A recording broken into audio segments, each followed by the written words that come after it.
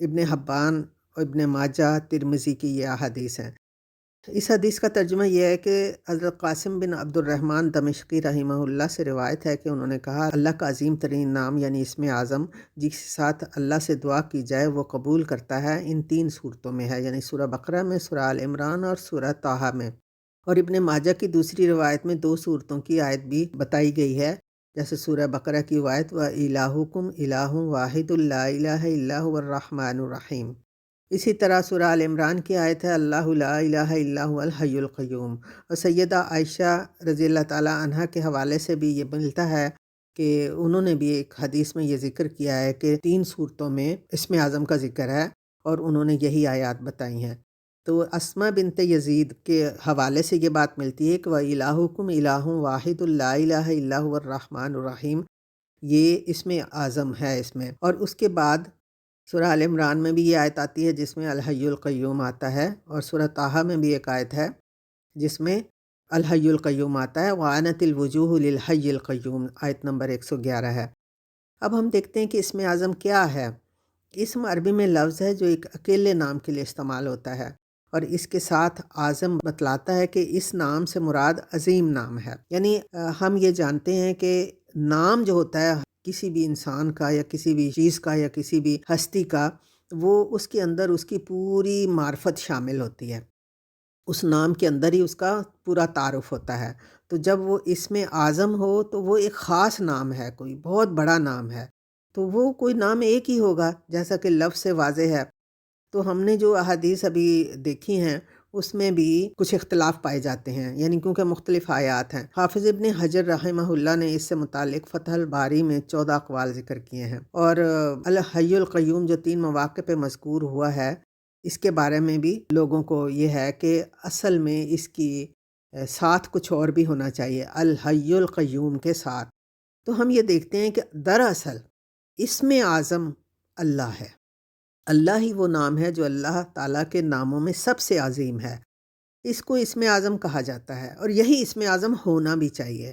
اور نبی صلی اللہ علیہ وسلم نے جن صحابیوں کی بات کو سننے کے بعد یہ کہا کہ اس شخص نے اس نام کے وسیلے سے مانگا ہے کہ اللہ دیتا ہے، تو ہم غور کریں تو ان ساری آیات میں دراصل اللہ کی پہچان ہے، اللہ کی معرفت ہے، اور اللہ کو ایک معبود ماننے کا ارادہ، یقین اور ایمان ہے۔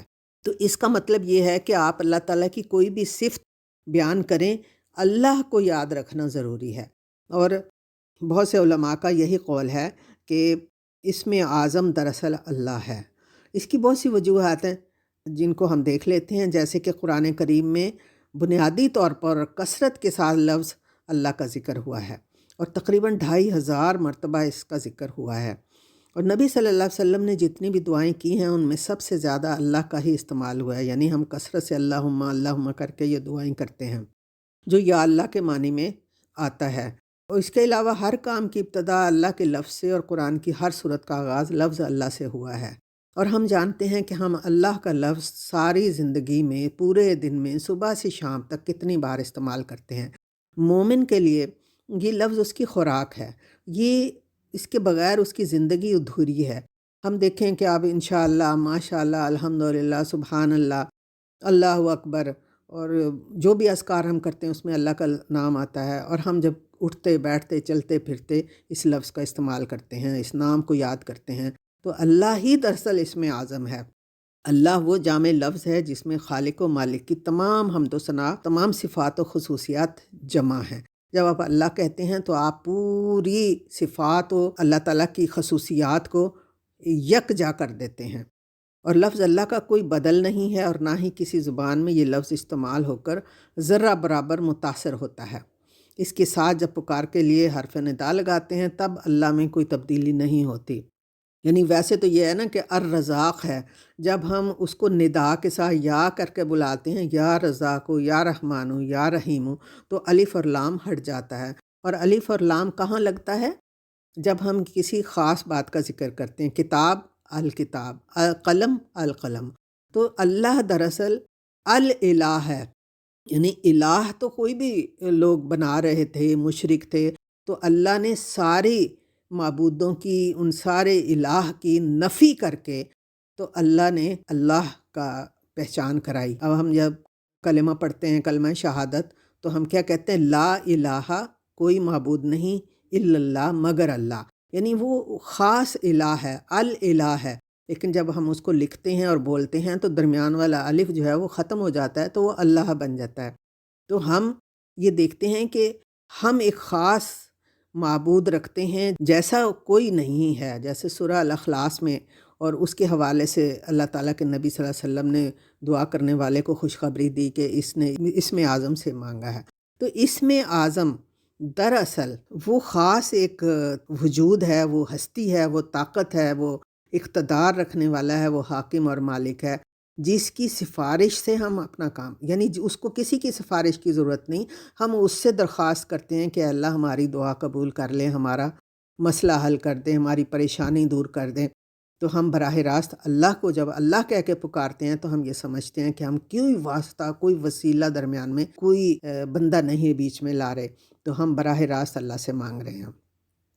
اور یہ بھی سوچنے کی بات ہے کہ اگر اللہ کے علاوہ اسم اعظم ہوتا تو نبی صلی اللہ علیہ وسلم اپنی دعا میں ضرور اس کا ذکر کرتے، کیونکہ آپ دیکھیں کہ جن صحابیوں کی بات سن کے نبی صلی اللہ علیہ وسلم نے کہا کہ اس نے اسم اعظم کے وسیلے سے مانگا ہے، تو اس میں کوئی لفظ اللہ تعالیٰ کے نبی صلی اللہ علیہ وسلم نے نہیں بتایا، لیکن ان پہ غور کریں، ان آیات پہ یا ان لفظوں پہ غور کریں تو معلوم یہ ہوتا ہے کہ جس نے اللہ کی زیادہ تعریف کی، جس نے اللہ کو موحد مانا، جس نے اللہ کو ایک مانا اور الالہ مانا، وہی اللہ تعالیٰ اس کا دعا سنتا ہے۔ تو اللہ کی تعریف کرنا، اور سب سے بڑی تعریف اللہ کی یہ ہے کہ وہ ایک ہے، وہ اکیلا ہے، نہ اس کا کوئی باپ ہے، نہ بیٹا ہے، وہ بے نیاز ہے، ساری دنیا سے سارے اس کے محتاج ہیں، وہ کسی کا محتاج نہیں ہے۔ تو اسی لیے ہم دیکھتے ہیں کہ نبی صلی اللہ علیہ وسلم نے ان لفظوں کے بارے میں کوئی خاص لفظ نہیں بتایا، ہاں وہ ساری بات کو سامنے رکھ کے ساری بات کا ذکر کیا کہ کس طرح ذکر کر کے اللہ تعالیٰ کا اس نے اللہ تعالیٰ کے سامنے اپنی حاجت بیان کی، تو اس طریقے سے تو اللہ اس کی حاجت ضرور قبول کرے گا۔ تو ہمیں بھی اس بات پہ غور کرنا چاہیے۔ تو اب یہاں یہ سوال بھی پیدا ہوتا ہے کہ جب لفظ اللہ ہی اسم اعظم ہے تو پھر اسم اعظم سے متعلق دوسرے الفاظ کا کیا حکم ہے؟ تو یہ وہی بات ہے جیسے کہ میں نے ذکر کیا کہ دراصل اس میں توحید کا ذکر ہے اور صرف ایک اللہ کو اپنا معبود بنانے کا ذکر ہے۔ اب ہم دیکھتے ہیں وہ دعا جو میں نے آپ سے ذکر کیا تھا کہ وہ کیا ہے؟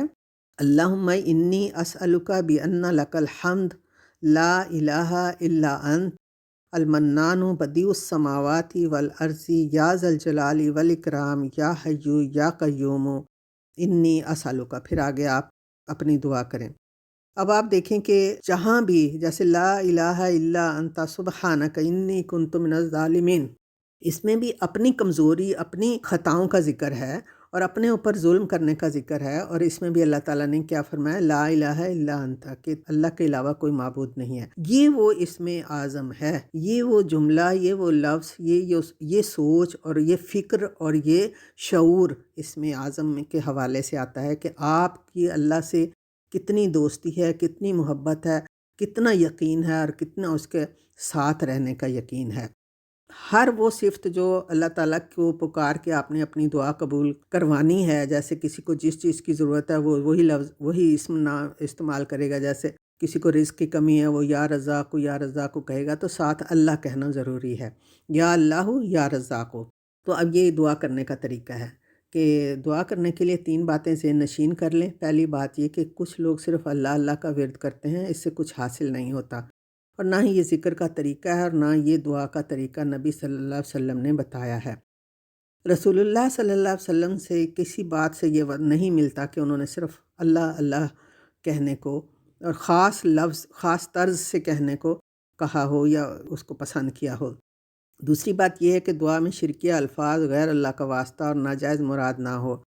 تیسری بات یہ ہے کہ دعا کرنے والا حلال کمائی کھانے والا، اللہ پہ پختہ یقین رکھنے والا ہو، اور دعا کرنے کا طریقہ یہ ہے کہ سب سے پہلے رب ذوالجلال کے حضور ثنا بجا لائے، پھر نبی پاک پر درود پڑھا جائے، اور اس کے بعد وہ دعا کی جائے ان لفظوں سے، ان دعاؤں سے جو کہ نبی صلی اللہ علیہ وسلم نے سکھائی ہیں، اور اللہ کے جو اسماء حسنی ہیں ان میں سے آپ کو جس چیز کی ضرورت ہے اس واسطے سے ضرور مانگیں۔ جیسے العلم چاہنے والے کو یا اللہ یا علیم کہنا چاہیے۔ تو یہ ساری چیزیں ہمیں اپنے ध्यान में रखनी चाहिए, गौर व फ़िक्र करना चाहिए कि हम कहाँ खड़े हैं और हमारे लिए क्या ज़रूरी है। एक बात और कि हम दिन में कितनी बार अल्लाह का नाम लेते हैं, लेकिन हमारे दिल में कोई इर्ताश पैदा नहीं होता। हम देखते हैं कि सैयदना मूसा अलैहिस्सलाम को जब अल्लाह ताला ने कहा नो अन्नल्लाह, तो अल्लाह ताला का तसव्वुर करके वो बेहोश होके गिर पड़े। और हम दिन रात अल्लाह का ज़िक्र करते हैं, अल्लाह का नाम लेते हैं, अल्लाह को करीब महसूस नहीं करते शऊर से, दिल से। तो हमें हर वक्त कोशिश करनी चाहिए कि हम अपने अल्लाह को उसी तरह चाहें, उसी तरह करीब रखें, उसी तरह उस पे ईमान लाएं, उसी तरह उसका कहना मानें जिस तरह के अल्लाह ताला ने कहा है और जिस तरह के अल्लाह ताला का मुतालबा है। और हम मांगते सारा कुछ हैं, लेकिन हम तारीफ़ नहीं करते, अल्लाह का ज़िक्र उस तरह नहीं करते जिस तरह कि हमें करना चाहिए। सच कहा, बजाय शिकवा किया, अल्लाह रब्बुल आलमीन ने अपने बंदों से वमा क़दरुल्लाह हक़्क़ क़द्रिही, कि इन बंदों ने तो अल्लाह की कदर ही नहीं पहचानी जैसा कि उसकी कदर करने का हक़ था। तो हम आइए आज ये अल्लाह ताला से ही मांगें कि अल्लाह हमारे दिलों में अपनी कदर पैदा कर दे, अपनी मोहब्बत पैदा कर दे और हमें वो शऊर दे दे कि हम अपने रब से वैसे ही बन के रहें जैसे कि अल्लाह चाहता है। अल्लाह ताला से दुआ है कि वो हमें अपनी मोहब्बत दे, अपने नबी सल्लल्लाहु अलैहि वसल्लम की मोहब्बत अता करे और हमसे राज़ी हो जाए और हमारी ख़ताएँ माफ़ कर दे। वमा अलैना इल्लल बलाग। अस्सलामु अलैकुम व रहमतुल्लाहि व बरकातुहू।